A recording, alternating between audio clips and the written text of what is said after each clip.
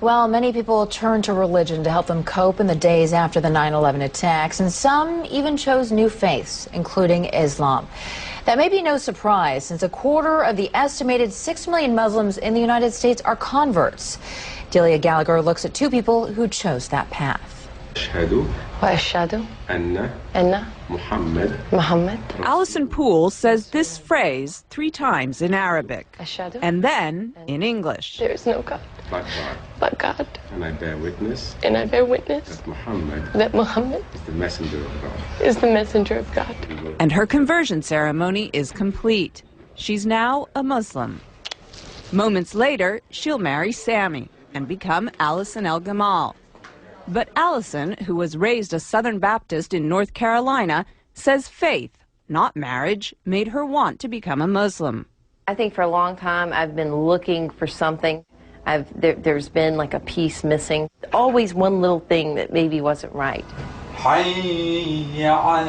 a ceremony marking the Muslim holy month of Ramadan, she explained why Islam appeals to her. I think because it's much more about peace. I'm praying 5 times a day. It's kind of hard to go out and say bad things or do bad things when you're praying 5 times a day. And you have to believe. The imam who married Allison says he's seen more American converts recently, in part because of the prominence of Islam in the news. It may sound paradoxical, but what happens is that when something becomes more in the news, people tend to want to know about it. Allison says she was already on a spiritual quest when she began to hear a lot about Islam post 9/11.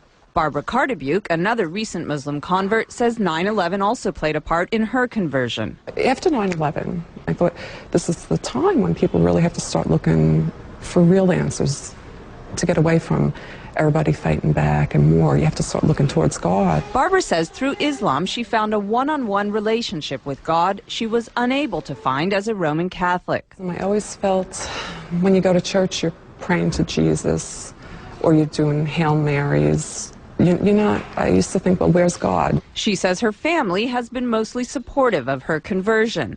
Allison says her family is completely behind her decision, but occasionally she's reminded that not everyone is. I was walking around down near the World Trade Center, and this woman walked by, and she said, "I want to just go bomb those Muslim bastards."